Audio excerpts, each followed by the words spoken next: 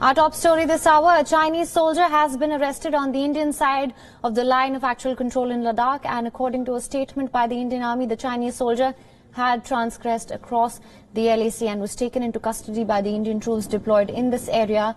This comes at a time when India and China are in talks regarding deployments and disengagement of troops along the various standoff points in eastern Ladakh. Last year in June, as you know, the Chinese and Indian troops engaged in an aggressive face-off that led to casualties on both the sides. Since then, talks of de-escalation have been going on. And for more on this, our principal diplomatic correspondent, Siddhant Sibal, is joining us live from New Delhi. Siddhant, thank you for joining us. What is the latest? What are we hearing?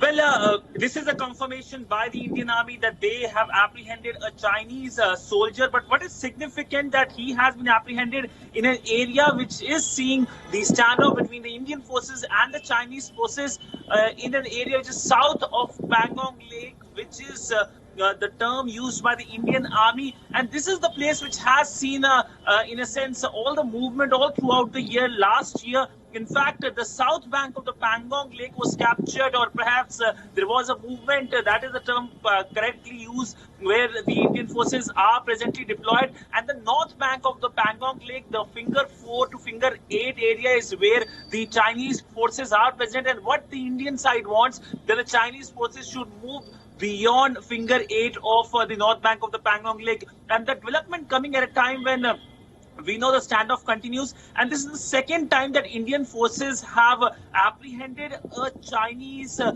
person, because remember, in the October of 2020 also there was a Chinese soldier who was taken into custody by the Indian forces after he ventured on the Indian side, but he was released. In this case as well, we can expect the Indian forces allowing the Chinese soldiers to go back, but the timing of the entire development is something that, of course, raises the eyebrows. Yes, of course. Speaking of timing, how do you think this would impact the ongoing talks and the tensions between the two countries?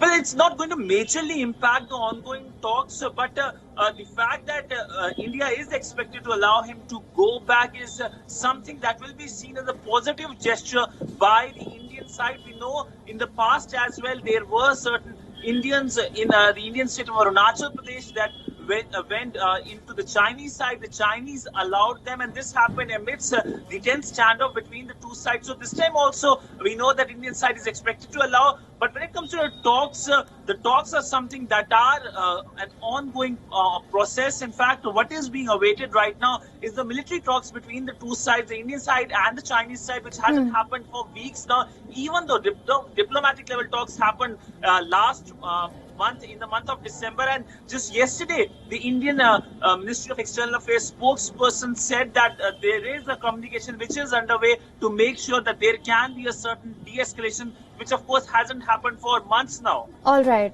Siddhant, thank you so much for joining us with all those details. We will of course continue to track this very closely.